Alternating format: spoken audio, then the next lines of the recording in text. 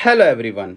आज हम लोग समझेंगे प्रोपोर्शनैलिटी के बारे में। आखिर ये प्रोपोर्शनैलिटी होता क्या है, साथ में हम लोग इसका यूज़ कैसे कैसे करते हैं। तो सबसे पहले हम लोग प्रोपोर्शनैलिटी का डिफिनेशन जानते हैं। आइए समझते हैं। Proportionality describe a relationship between two quantities, यानी ये प्रोपोर्शनैलिटी जो है रिलेशनशिप डिस्क्राइब करता है किसी दो क्वांटिटीज़ के बीच में। कैसे? Where a change in one quantity result in the corresponding change in the other quantity. जैसे मान लेते हैं कि किसी एक क्वांटिटी में चेंज होगा तो फिर दूसरे क्वांटिटी में भी चेंज होगा। जैसे कि कोई मान लेते हैं कि क्वांटिटी है ए है और बी है, अगर इसमें इंक्रीज होगा तो इसमें डिक्रीज होगा। जैसे अगर मान लेते हैं फिर से दो कोई क्वांटिटी है, अगर इसमें इंक्रीज होगा तो इसमें भी इंक्रीज, अगर इसमें डिक्रीज तो इसमें भी डिक्रीज। यही शो करता है कौन? प्रोपोर्शनैलिटी। अब ये प्रोपोर्शनैलिटी दो टाइप्स का होता है, एक होता है डायरेक्ट और एक होता है इनवर्स। चलिए आइए समझते हैं डायरेक्ट प्रोपोर्शनैलिटी और इनवर्स प्रोपोर्शनैलिटी। पहला जो है डायरेक्ट प्रोपोर्शनैलिटी क्या होता है? जैसे two quantities are directly proportional if an increase in one quantity result in the proportional increase in the other quantity. देखिए समझिए क्या बोल रहा है, and a decrease in one result in the proportional decrease in the other. यानी जैसे कोई दो क्वांटिटी है, ए क्वांटिटी है और बी क्वांटिटी है, अगर ये भी इंक्रीज हो रहा है ये भी इंक्रीज हो रहा है, इट मीन्स डायरेक्टली प्रोपोर्शनल है। अगर बात कर रहे हैं कि कोई फिर से दो क्वांटिटी है, ए है और बी है, अगर ये इंक्रीज हो रहा है तो ये भी इंक्रीज हो रहा है। अगर मान लेते हैं कि ए और बी को दोनों में से एक को डिक्रीज करे और दूसरे को भी डिक्रीज करे, तब भी इसको क्या बोलेंगे? Directly proportional. यानी जब दोनों इंक्रीज हो या दोनों डिक्रीज हो, इसका मतलब ही क्या है? Directly proportional. It means direct proportionality का यूज होगा वहां पे।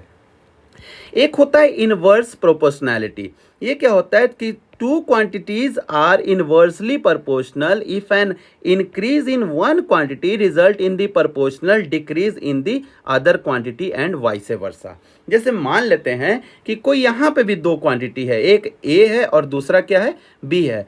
इनवर्सली प्रोपोर्शनल में क्या होगा? कोई एक इंक्रीज करेगा तो दूसरा डिक्रीज करना पड़ेगा, तभी इसको बोल सकते हैं कि इनवर्सली प्रोपोर्शनल है। या ए अगर डिक्रीज कर रहा है तो बी अगर इंक्रीज करेगा तभी इसको बोल सकते हैं क्या? कि ये इनवर्सली प्रोपोर्शनल। इनवर्सली प्रोपोर्शनल में एक कोई घटेगा क्वांटिटी तो कोई बढ़ेगा, तो भी हम लोग क्या कर सकते हैं? Inversely proportional. और डायरेक्टली प्रोपोर्शनल में क्या होगा? या तो दोनों इंक्रीज करेगा या तो दोनों क्या होगा? डिक्रीज करेगा। यानी डायरेक्ट मतलब डिक्रीज और इंक्रीज एक साथ, इनवर्सली मतलब कोई एक डिक्रीज और एक इंक्रीज। चलिए डायरेक्टली प्रोपोर्शनलिटी के बारे में अभी जानते हैं हम लोग। डायरेक्टली प्रोपोर्शनैलिटी को समझने के लिए उससे पहले हम लोग इसको शो कैसे करते हैं इसके बारे में समझते हैं। इसको शो करने का बहुत इजी टेक्निक है। कैसे है? अगर मान लेते हैं कि डायरेक्टली प्रोपोर्शनल को शो करना है तो मान लेते हैं कि कोई दो क्वांटिटी है, एक्स है एंड वाई है। ये दो क्वांटिटी डायरेक्टली प्रोपोर्शनल है, तो ऐसे लिख सकते हैं हम लोग वाई डायरेक्टली प्रोपोर्शनल एक्स, ये ऐसे लिख सकते हैं।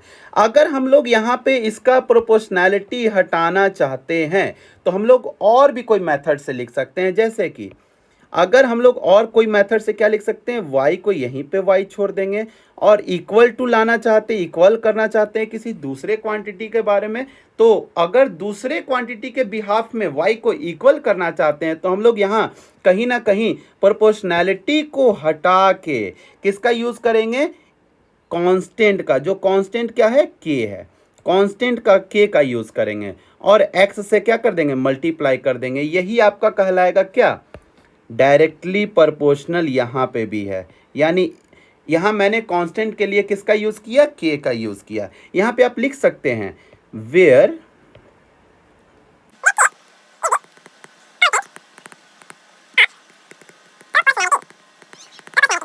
सेकेंड। अगर बात करें, एक एग्जाम्पल लेते हैं हम लोग, एक एग्जाम्पल लेते हैं, किसी भी चीज़ का एग्जाम्पल लेते हैं। जैसे कि मान लेते हैं कि कोई एक क्वेश्चन मैं यहाँ पे लेता हूँ। जैसे सपोज कीजिए, suppose the cost of apple, suppose the cost C से, कॉस्ट कौन सी से रिप्रेजेंट किया? Cost C of buying apples is directly proportional to the to the weight. Weight को हम यहाँ पे W से रिप्रेजेंट कर रहे हैं, ऑफ द एप्पल्स। अगर मुझे इसका apples if 2 kg of apples जिसका कॉस्ट है ₹10, कितना कॉस्ट है? 10 रुपीज। तो हम लोग क्या फाइंड कर सकते हैं यहाँ से? So we can find the constant अगर निकालना चाहें, के का वैल्यू निकालना चाहें ऑफ प्रोपोर्शनैलिटी, के कैसे फाइंड करेंगे?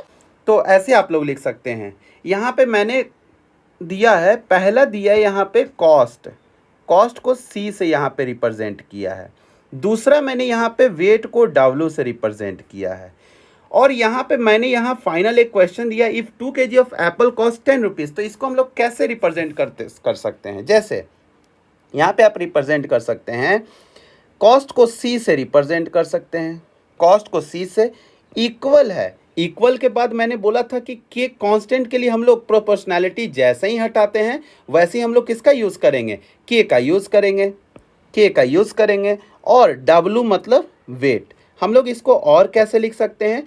तो C directly proportional to weight, यानी कॉस्ट किससे डायरेक्टली प्रोपोर्शनल है? वेट का डायरेक्टली प्रोपोर्शनल है। अच्छा, गिवन क्या है? गिवन यानी दिया हुआ है C, यानी कॉस्ट दिया हुआ है कितना? 10 रुपीज़। कॉस्ट दिया हुआ है 10 रुपीज़ एंड वेट दिया हुआ है, वेट कितना?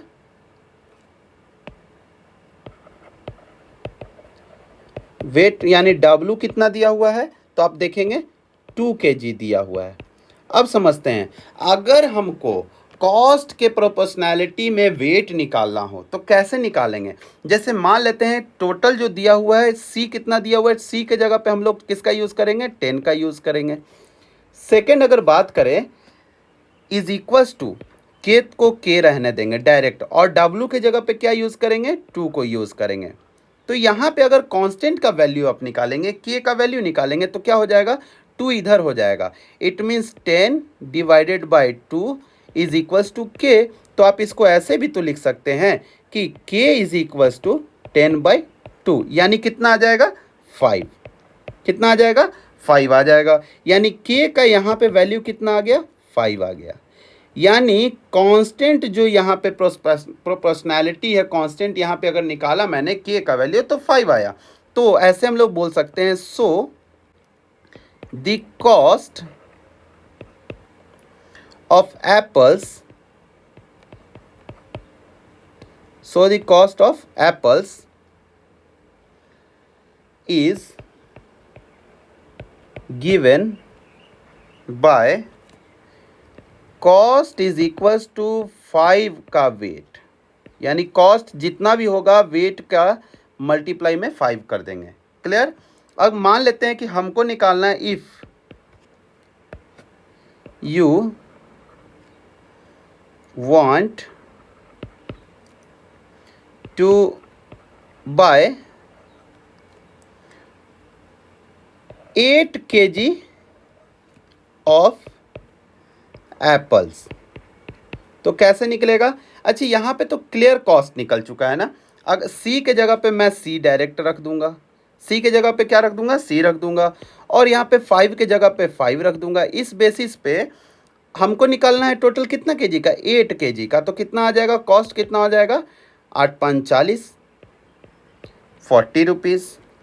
ये निकल के आ गया कांस्टेंट से, के से वैल्यू निकल के आ गया। इसीलिए हम लोग यूज़ करते हैं, जैसे जैसे हम लोग C का वैल्यू बढ़ेगा तो ये भी बढ़ेगा, घटेगा तो ये भी घटेगा। जिस तरीके से एप्पल का वेट बढ़ेगा तो प्राइस भी बढ़ जाएगा, कॉस्ट भी बढ़ जाएगा।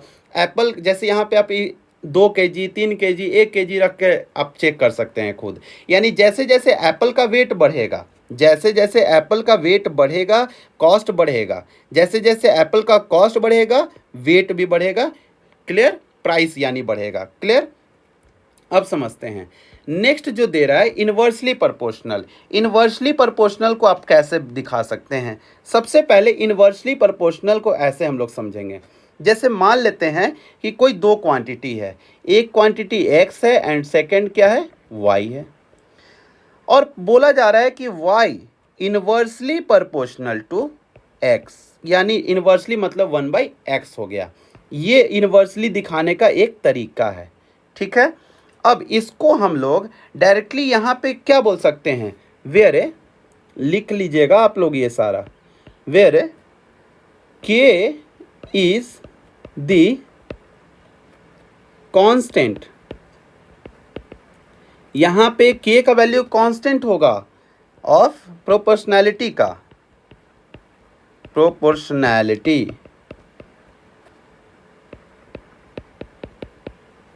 k का वैल्यू क्या होगा, प्रोपोर्शनैलिटी। चलिए एक एग्जांपल लेते हैं।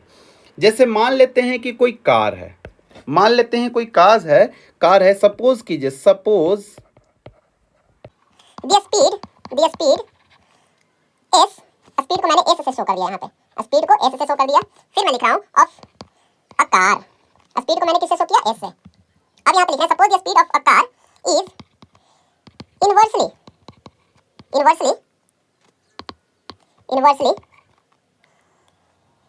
प्रोपोर्शनल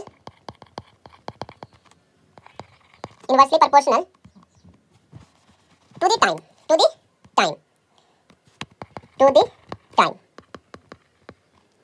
टी, टाइम को मैंने टी से यहाँ पे रिप्रेजेंट किया है।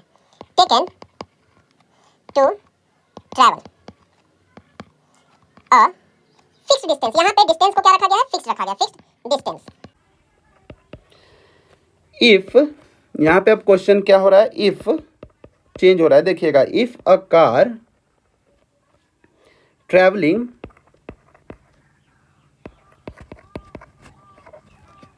at 60 kilometre per hour takes 2 hour, यानी 60 किलोमीटर पर आवर से चलता है तो 2 घंटा लग रहा है, hours to cover a distance, we can find the constant of proportionality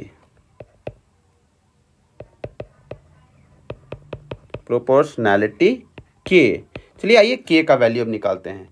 यहाँ पे क्लियर पता चल रहा है कि s का जो स्पीड, यानी s से हम लोग स्पीड को शो किए थे, s is equal to k/t, क्योंकि मैंने बताया है कांस्टेंट को हमेशा ऊपर रख रहे हैं। यहाँ पे गिवन दिया हुआ है क्या, गिवन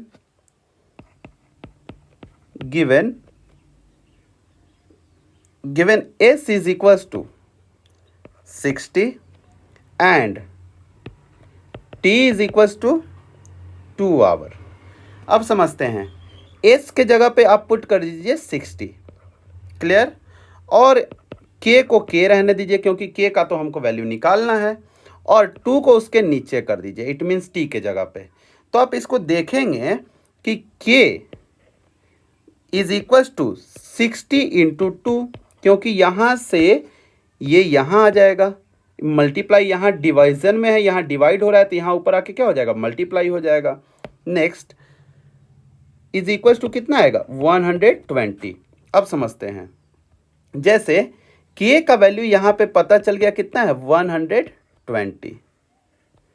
अब इसको पुट कर देंगे।